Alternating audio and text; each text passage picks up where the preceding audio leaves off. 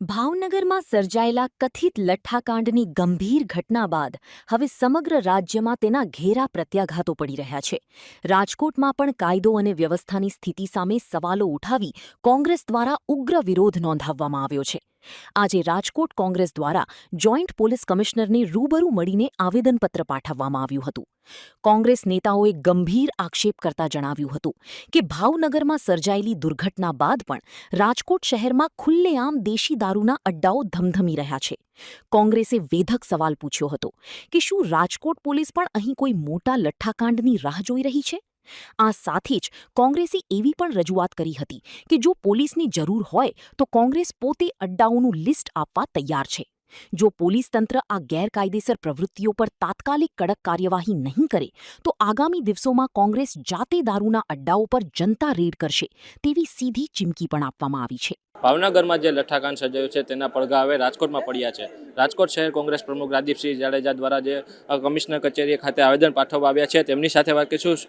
શું આજે આવેદનપત્ર પાઠવવા આવ્યું છે? શું રાજકોટ શહેરની અંદર કાયદો વ્યવસ્થાની પરિસ્થિતિ શૂન્ય છે. બહારગામથી આવતા લોકો જે માઇલસ્ટોન હોય કે રાજકોટ 1 કિલોમીટર જ્યાં રાજકોટની હદ આવે ત્યાં એવો માઇલસ્ટોન લગાડી દેવો જોઈએ, કારણ કે પોલીસ નિષ્ફળ છે, ભારતીય જનતા પાર્ટીની સરકાર નિષ્ફળ છે. કે અહીંયા કાયદો વ્યવસ્થાની પરિસ્થિતિ જે રીતે છે એ રીતે માઇલસ્ટોનમાં એવું હોવું જોઈએ કે અહીંયા કાયદો વ્યવસ્થાની હદ પૂર્ણ થાય છે.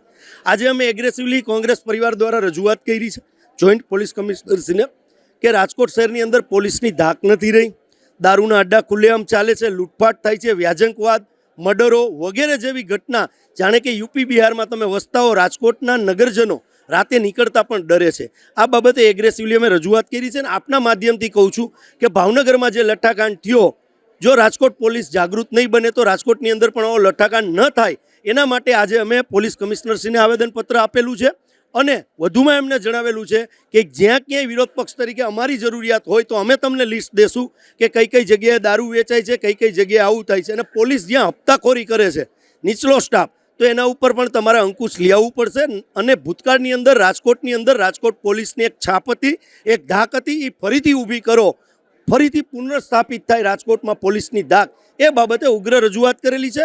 અને અહીંથી અમે કલેક્ટરશ્રીને આવેદનપત્ર પણ આપવા જવાના છીએ, કારણ કે આ સમગ્ર ભાવનગરની અંદર જે બનાવ છે એ બનાવને લઈને અમે કલેક્ટરશ્રીને પણ આવેદનપત્ર આપવા જવાના છીએ. ચોક્કસથી જે પ્રમાણે રાજકોટ શહેર કોંગ્રેસ દ્વારા જે આવેદનપત્ર પાઠવવામાં છે જેમાં ઉલ્લેખ કરવામાં છે જે આ દેશ એ દારૂના આંકડાઓ ધમધમે છે તે બંધ કરાવો અને રાજકોટ શહેરમાં જે કાયદો વ્યવસ્થાની સ્થિતિ કથળી રહી છે તે સરખી કરવાની છે તે માંગ કરી રહ્યા છે. કેમેરામેન હર્ષ સિંજવાડિયા સાથે કરણ જોગલ, અબતક ચેનલ, રાજકોટ.